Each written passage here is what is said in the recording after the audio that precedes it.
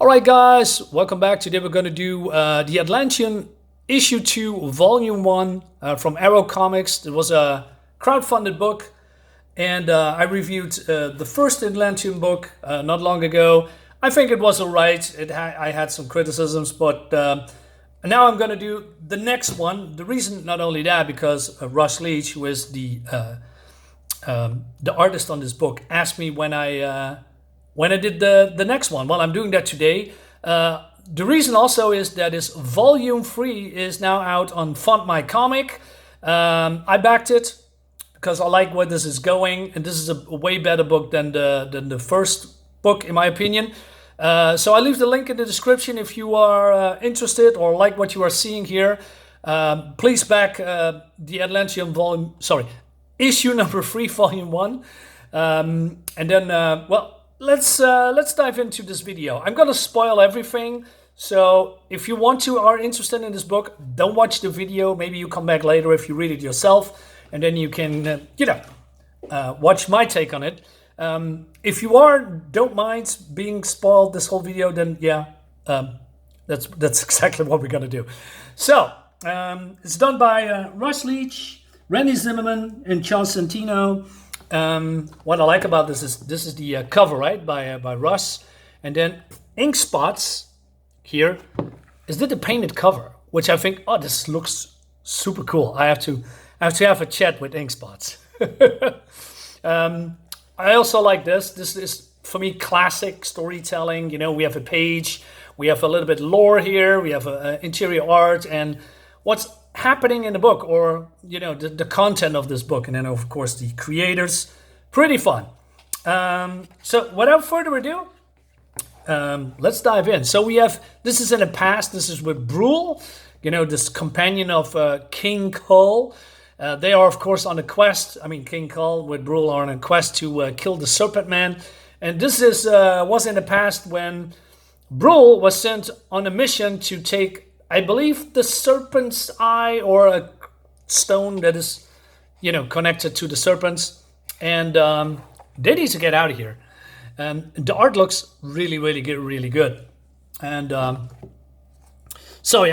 light here is a little bit off because I have a window on that side. So a lot of light here, less light there. So forgive me if it's not all clear. But anyway, this is what's happening. This woman is being distracted by this jewel, and she's getting killed.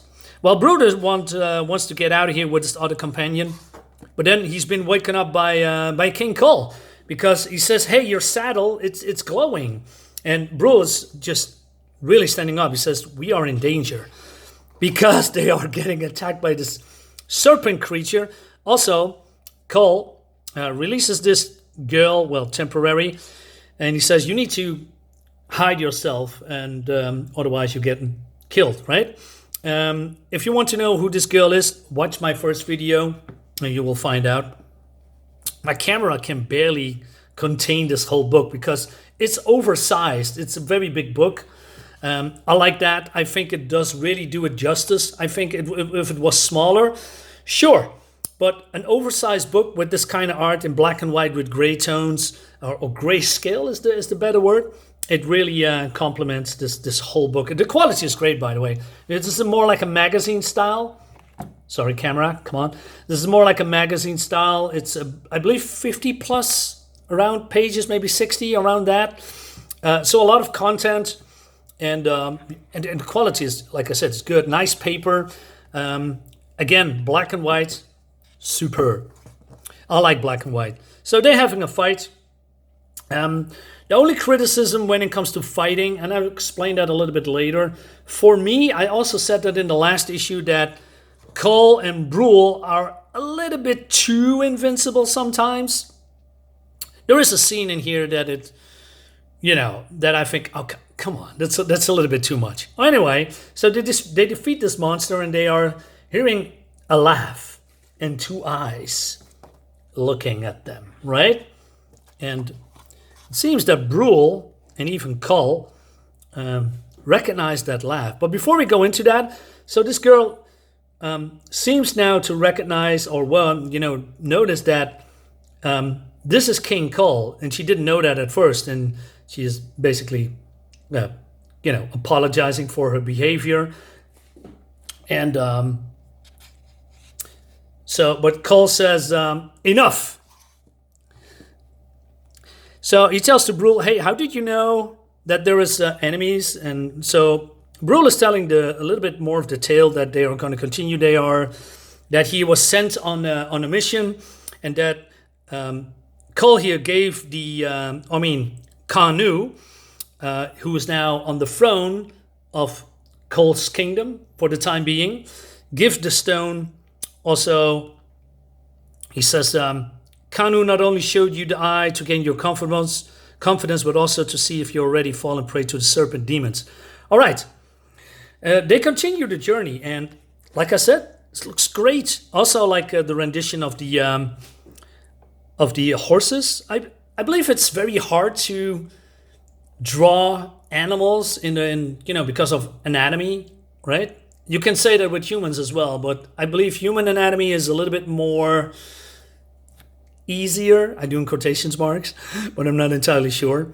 But horses, especially, or other animals, you have to nail that, right? I mean, sometimes you can get away with an anatomy of humans in a certain way, but when it comes to horses, I believe or animals in general, they have to be spot on. So Brule tells the tale that they are sent by Kanu to steal the eye, right? So they are making a plan, and he's been set on a journey, right? And they are infiltrating some kind of a monastery. And look at this. So they're stealing the jewel, but then they're being found out and they're being chased. And like I said, you know what's going to happen. Poor girl. But then they are standing here at this kind of door, like a dead end. And while Brule is fighting off these monastery people, right? Monks probably. And the other one is trying to get in.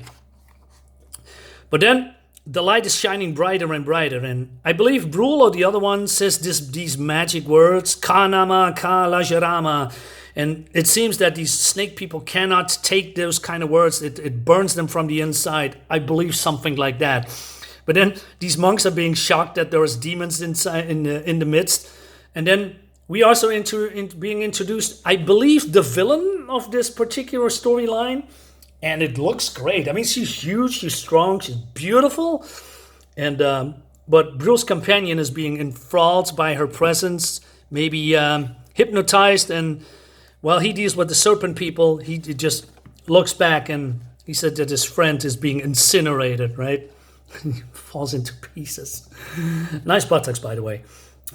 Well-toned, probably works out a lot, who knows. And then Brule is fighting for his life, and the action scenes looks great. Lots of blood, lots of gore, lots of splatter here and there. Classic. So he barely escapes, and he hears the laugh of this serpent woman.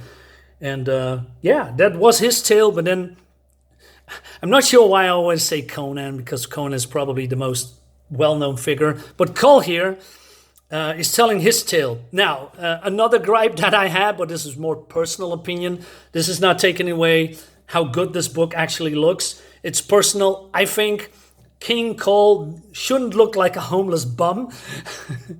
Just give him a shirt, just give him a shave or something else, but not look like he's just living in the slums for the rest of his life. He's a king.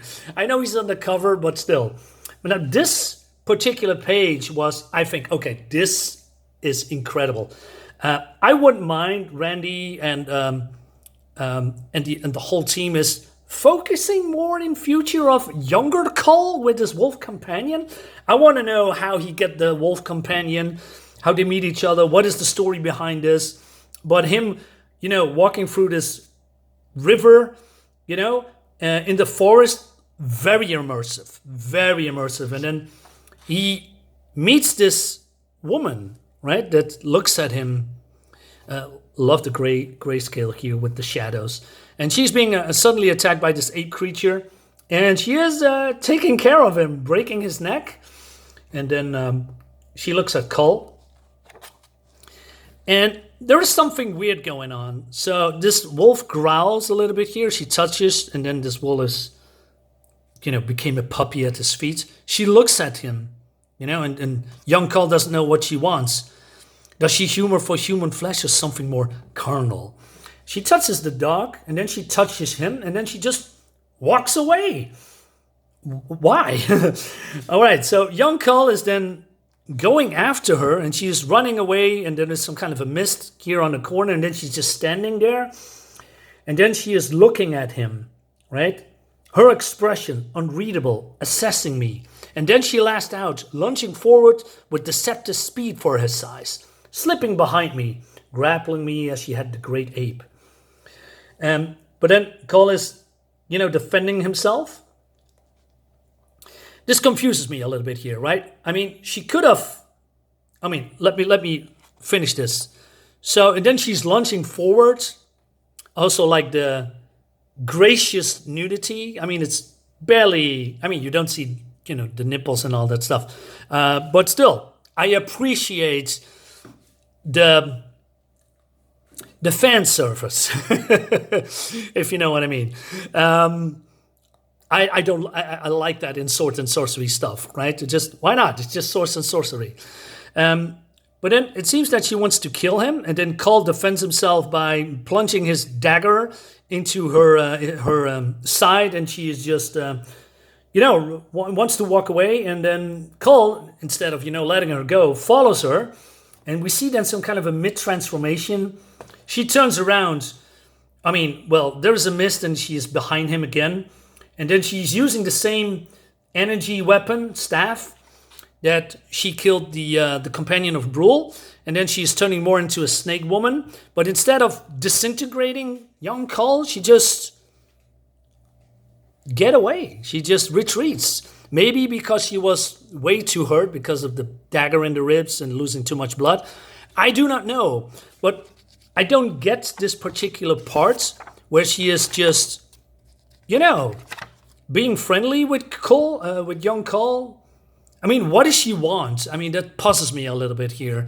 And then she's just running away, and then she decides to attack and kill him. Now, don't get me wrong. I like this visual here, this battle. But why not kill him immediately? Why do this game, if you will? I do not know. That puzzles me a little bit.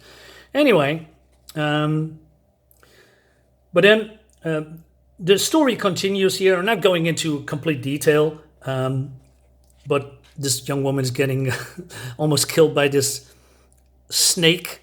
But then this glows again, and of course, Kull knows now what to do, and he says, "Girl, I know, I'll find a place to hide."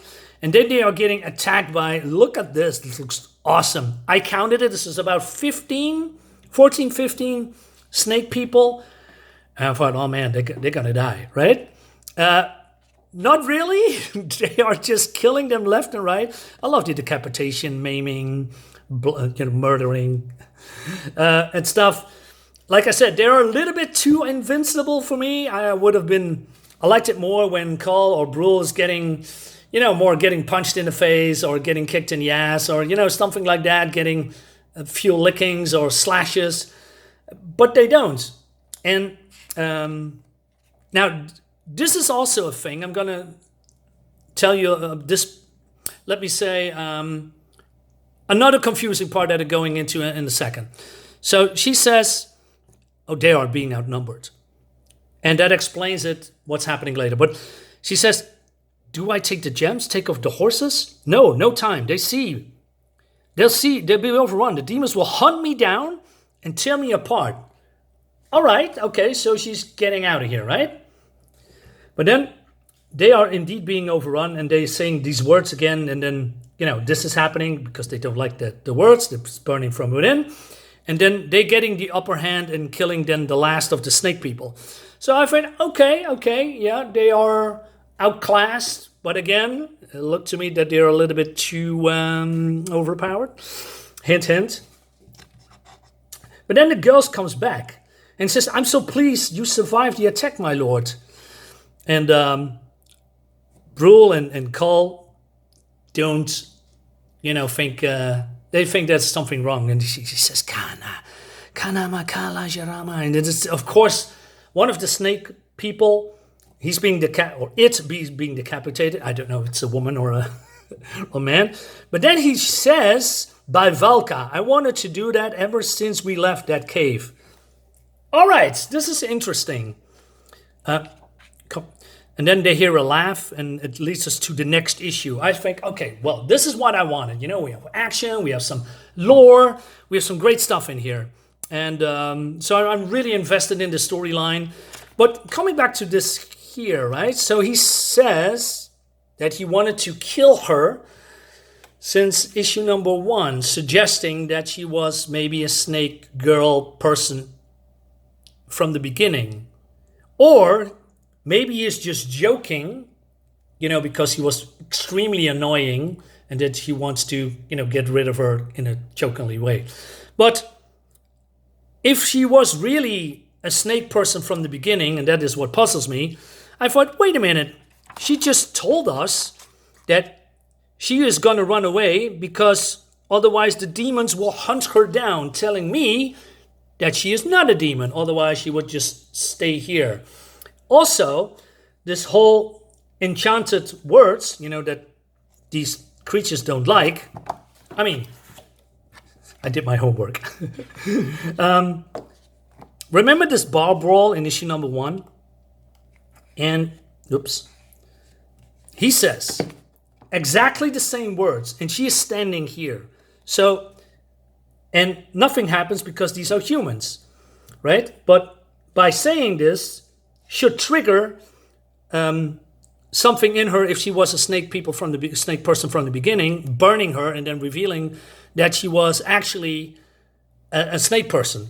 But her behavior, the way she is talking, and you know, like here by Volka, what have I started? And this whole story, including the dialogue that is in here, suggests to me that she is just a normal person. Meaning, maybe I'm thinking into too much, but you know, that's what the story is telling me, that she is still alive, that she is still roaming the woods, you know, try to get away from maybe Kull and Brule and snake people alike, and that one of these snake person's people was impersonating her.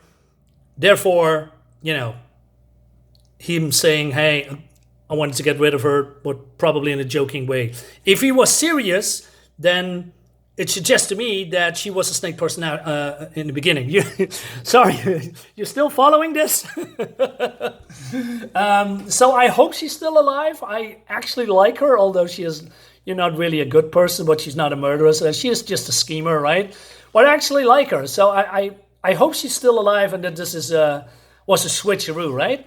And that leads us to, volume 3. We have some, some letter pages. And I'm also in here, you know, before I became Cosmonaut Comics, I was Darksiders Comics, right? He says, I also missed the campaign back then. That's what I sent that on Twitter or X. I asked Russ if he got a copy left, and he sent it to my address within 2 weeks. That's great customer service. I mean, this is my Twitter handle, so if you want to follow me on Twitter, it's comics_is. It's now Cosmonaut Comics. And I was pleasantly surprised that I am in the letter page. So, and we have also other people, Michael Bancroft, Bat Merck. That's what I know. Charles Santino, I know him. Agent Zero, I know him. Brian Christow, I know him. Some great people in here. So I'm honored to be in here, although in my previous name, but still. And more art. Look at this. This is great. So overall, this is a way big step up from the last book, and that makes me immediately. I believe I was backer 8 on Fontline Comics. So I really want to know what's happening in the third book. It has the same look. It has the same quality. It's consistent. So